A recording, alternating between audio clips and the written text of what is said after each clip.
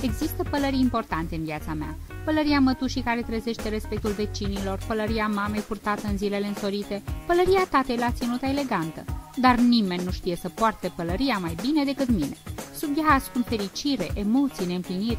Auzind de concursul cel mai bun bibliotecar al anului 2013, mi-am zis: este o pălărie prea mare pentru capul meu? Chiar dacă nu-i de nasul meu, nu rezist tentației să probez o nouă pălărie. În biblioteca Năruja se întâmplă zilnic lucruri noi ce merită să fie știute. Zilnic schimbă o mulțime de pălării, fiind surprinsă în multe ipostaze. Sunt cea care deretică biblioteca pentru un aspect primitor. Aranjarea cărților normal că este în sarcina mea. Mă regăsiți și în ipostaza de trainer, așa cum ne-au învățat formatorii bibliotecii. Încerc să învăț pe toți ce este internetul, cum comunicăm cu rudele aflate departe, redactăm documente în Word, folosim speak-ul, descoperim jocuri noi, descărcăm fotografii în computer, scriem povești cu Movie Maker, ne chibzuim cu bugetul învățând din programul Bania IQ. Calculatoarele bibliotecii sunt ajutor la teme, cu Intuitiv pricepem mai bine ce am învățat la școală. Câștigăm concursuri naționale când bibliotecara ne îndrumă pașii, marcăm evenimentele culturale.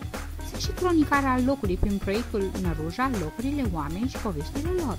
Accesând contul de Facebook al bibliotecii, dispar frontiere și cei de departe trăiesc emoții alături de noi. Am îmbrăcat straiile vrâncenești promovând tradițiile comune, iar cu ansamblul folcloric Comara Vrancei suntem primii pe toate scenele. Nu le-am știut pe toate, mi-a fost teamă că nu voi reuși, dar am învățat, am experimentat și prin multă muncă am câștigat dragostea, susținerea și respectul celor din jur. Oamenii mă creditează cu nădejdea lor. Sunt onorată din crederea lor și timpul arată că am meritat-o. Îmi place să fiu aici în bibliotecă. Simt că sunt de folos și pot da măsura calităților mele. Ce părere aveți? Îmi merit pălăria? Dacă nu, dați-mi, vă rog, măcar o șapcă.